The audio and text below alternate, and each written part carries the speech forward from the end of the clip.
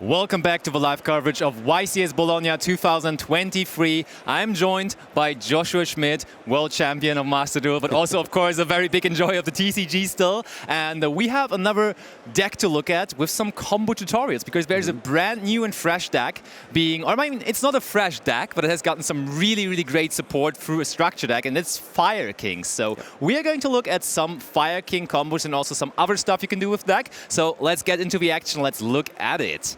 So, you already have the cards in your hand, and I think you are going to kind of show us a one-card combo, or just go ahead and take over. The cool thing about this deck, one of the decks that I really enjoyed back in the day, by the way, when it first came out, I think it was like 2012 or something like that. Ages ago. Really cool cards, and the cool thing is that even though you said it's a combo tutorial, the cool thing about this deck is that the name of the game is really like establishing a resource loop, so you're not going to do anything, or you can do some fancy things, we're going to talk about that in a second, but at the core of its identity, the new Fire King deck is like relatively resource heavy, and you're just trying to do a little bit of setting up stuff that you then actually do on your opponent's turn. Like this deck is actually capable of performing XC summons on your opponent's turn and stuff like that now. And so I'm going to show you how you exactly do that, because by far the two most important cards off of the new structure deck are the new continuous spell card and the little Ponix guy. You know, level 1 fire. I think we're going to see a little bit more of that in the next couple of months. So you know, like foreshadowing.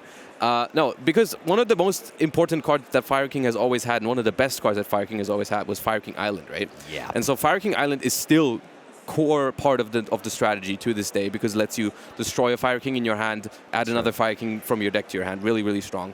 And the new continuous spell actually plays with that, because now you have more ways to get Fire King Island. Previously, you had to like hard draw it. Now, this card lets you activate it from your deck right away. So you actually, that makes it so, which is kind of funny, it makes it so you don't want to draw the Fire King Island necessarily, because this card is like, it's like Fire King Island with some bonuses, because it gives you Fire King Island and it does something on top of that, right? Great, yeah. So basically, this is what you want to establish on your board. The thing activates Fire King Island, and then on your opponent's turn, when your opponent summons a monster, it lets you XC summon with Fire Kings you control.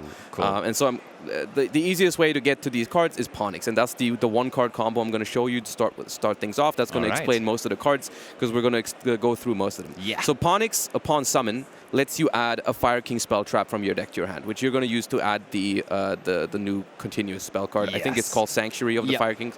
And if you already have it in your hand, that's no problem. There's other options, other targets you can search. Like you play one of Circles or Skyfire, which are like neat options. But normally, if you just have the Ponix, you always go for the Sanctuary. So the Sanctuary is going to activate the Fire King Island. It activates it right from your deck. It doesn't search it first, which is important. Plays around Droll and stuff, right? Like a card like Droll and Lockbird, if you start with exactly this card, is not going to be as powerful. Although, of course, Fire King Island, its effect does search. So like you would get it to your field, but you wouldn't be able to search with it. Fair enough. We're just going to assume no Droll and Lockbird against we're not going to pair our one-card combo against the hand trap. That wouldn't be fair, would it? And then you're going to use Fire King Island, and if you have no other cards, like you would pop the Ponix, send it to your grave, and you would add the new cover card of the structure deck, the High King Fire, the High Fire King Garu, whole Sacred Fire King Garu.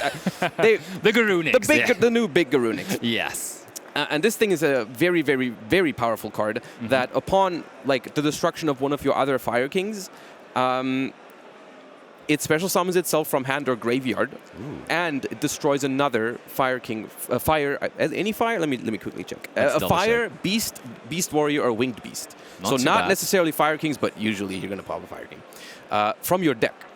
Ooh, from your deck. So, exactly. I kept the best for last.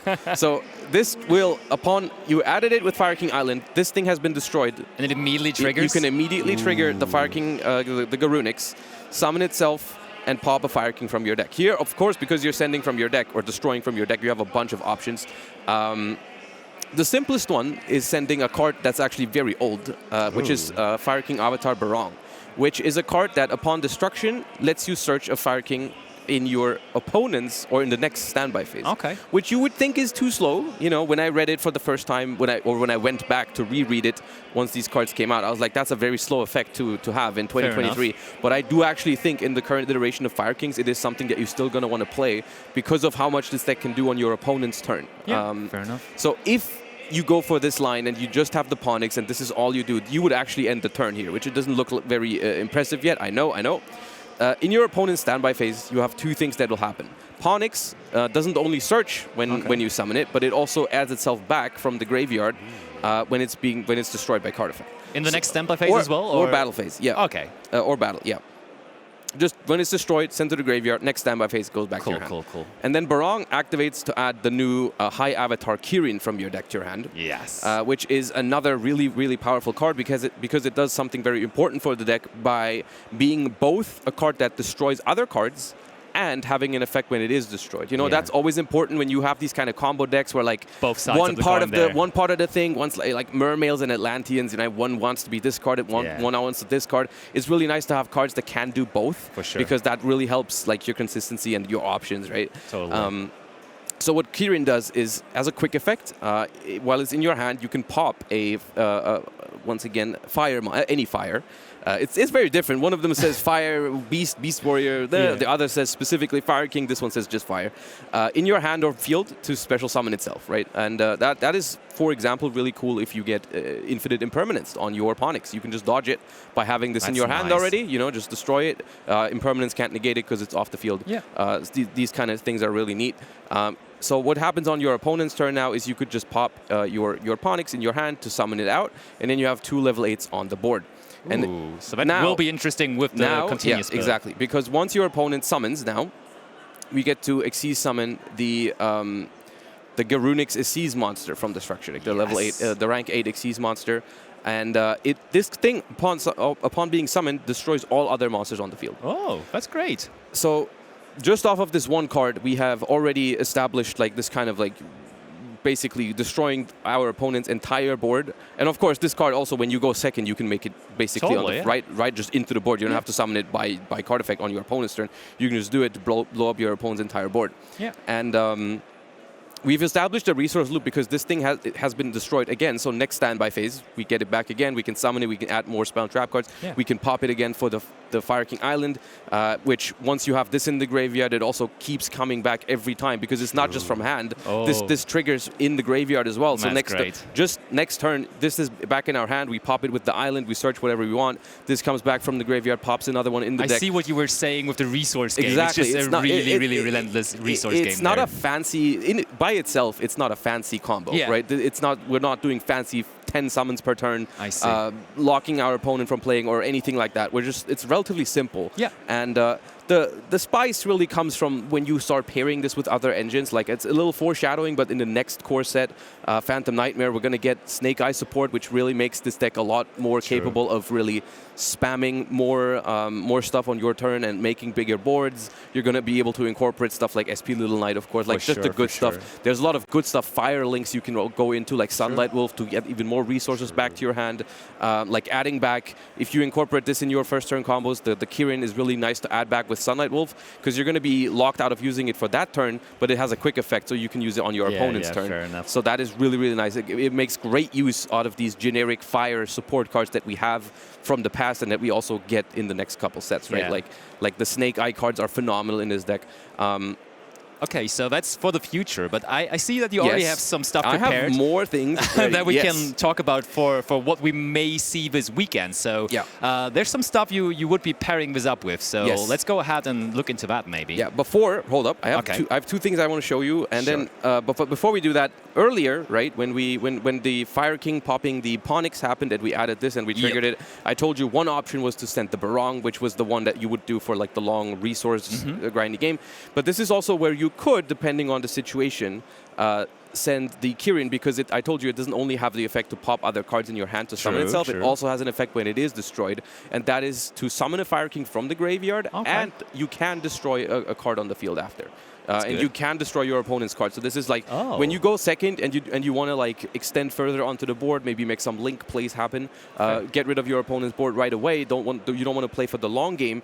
You can use this here to bring back the Ponyx, destroy a card your opponent controls, and then use these two as link material into like the Sunlight Wolves. Whatever you can make a link one here to make an SP Little Knight to get the effect to banish. So a lot more immediate advantage that you can have. Yeah, fair enough. And then two more cards I really thought were worth talking about, or one more rather. We've already talked about Barong.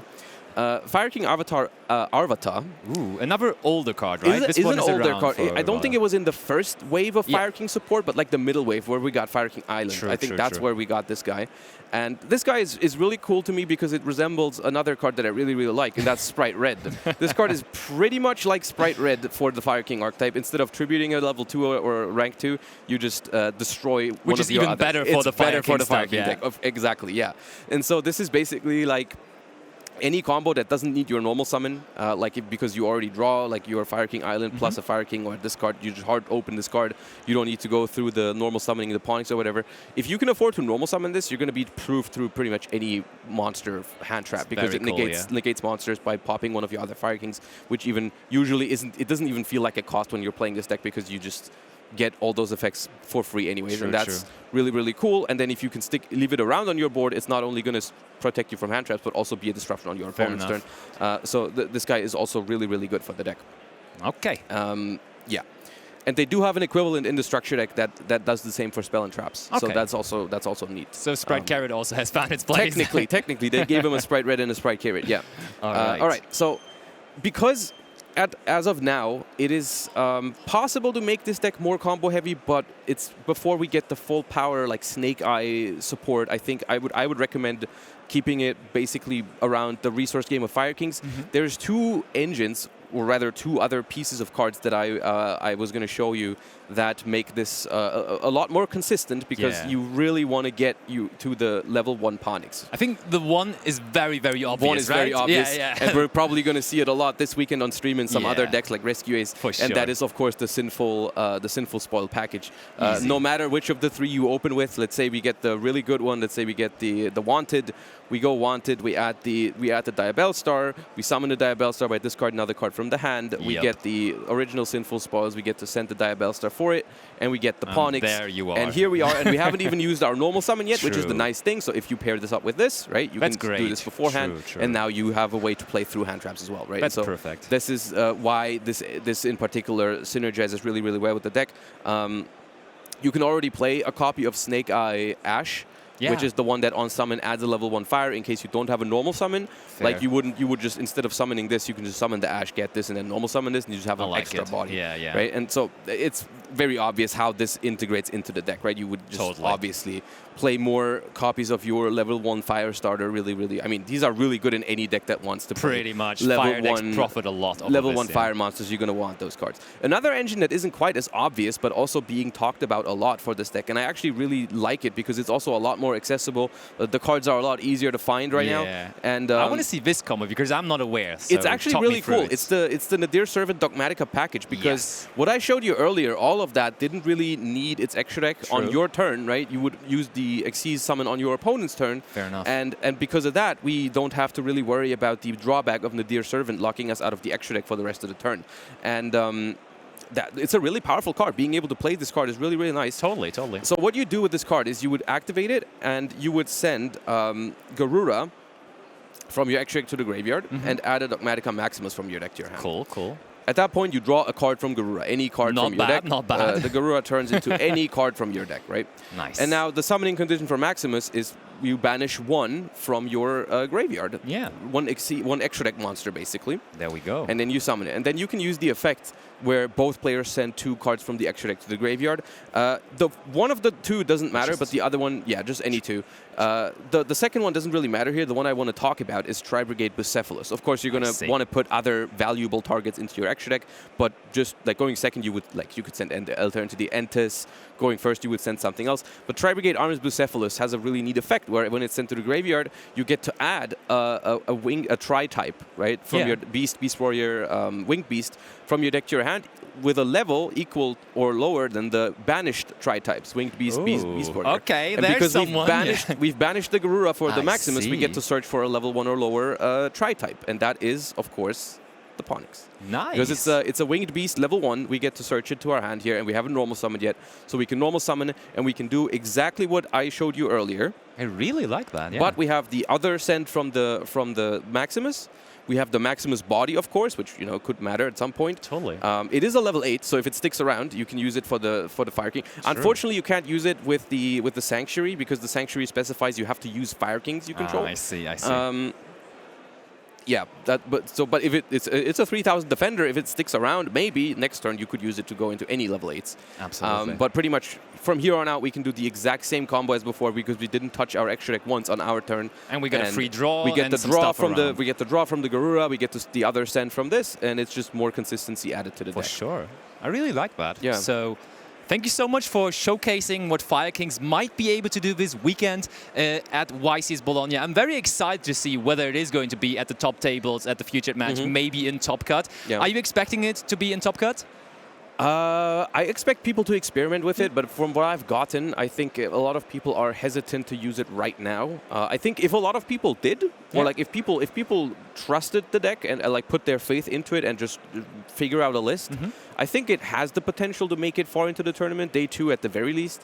My only issue is how many people are actually going to try it, because everyone already knows, everyone's already like basically in full anticipation of the cards we get, because what I showed you right now pales in comparison to what this deck can do just like 1 or 2 months from now. The surprise factor isn't as big as it would normally be with a new deck, right? People have already looked at it, I feel like. People have already taken, because people already know it's going to be relevant, right? Because even if this didn't convince you yet, you know, it did, if this didn't convince you yet, then you just wait until, you know, the next core set, because then this deck is going to be one of the big boys, I think. Fair enough. Okay, once again, thank you so much for showing us that. No problem. And see you very soon for more live coverage of YCS Bologna.